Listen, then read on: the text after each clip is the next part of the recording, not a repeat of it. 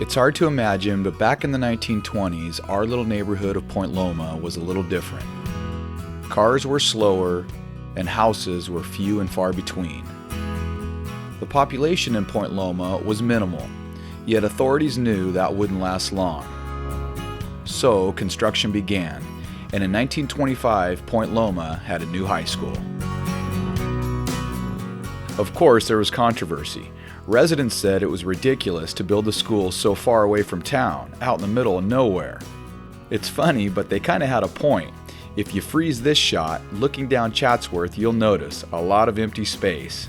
If only my grandparents would have bought all that. To fill this new school came one janitor, 3 cafeteria workers and a school nurse, a dozen or so teachers, and a couple hundred students. Happy students. The dedication ceremony was a pretty big deal, cheered on by Point Loma's first cheerleader. Go PL!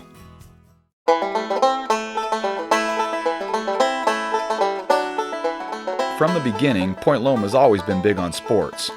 On the side of the new school was the new football field.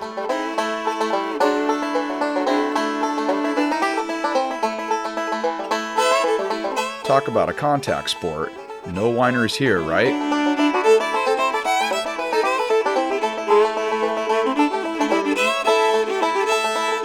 The uniforms were a little different, and honestly, it was hard to tell who's the home team. I'm sure our cheerleader knows, though. Now that is Pointer pride. Mr. Zeiger was even there. And if you look close, you may even spot Benny Edens. The first graduating class of Point Loma consisted of 7 students, 3 boys and 4 girls. Point Loma was off to a strong start.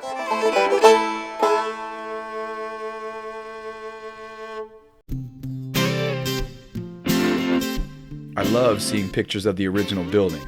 To me, it looked like one of those Ivy League schools you see back east. Unfortunately, sometime in the mid-70s, some bozo decided Point Loma wasn't earthquake safe, and it was time for a change.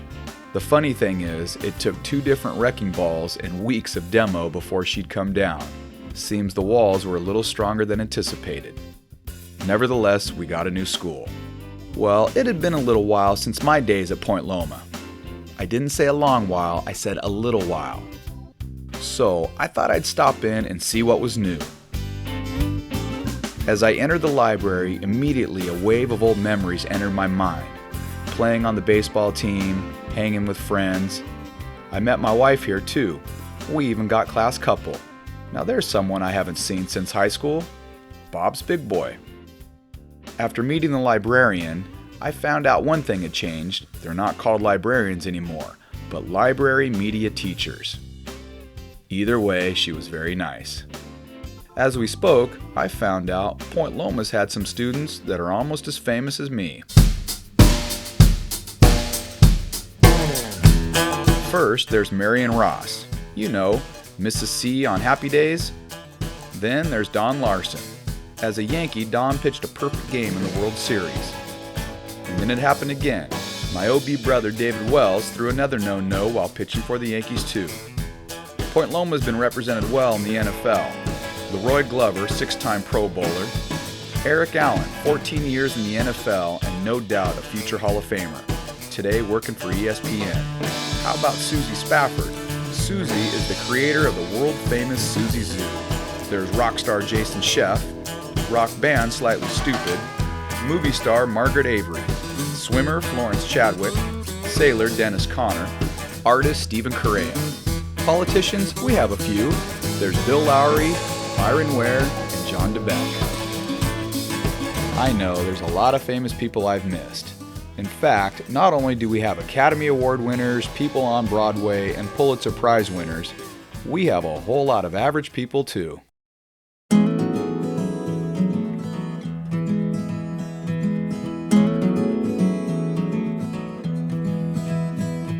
As I walked around the campus, I realized Point Loma hasn't missed a step. Ranking tops in academics, as well as athletics, Point Loma continues to empower, engage, and educate our future. Over the years, the faces may have changed, along with the styles, but one thing will always remain the same. Something will carry on with us forever. It's called Pointer Pride. Go PL.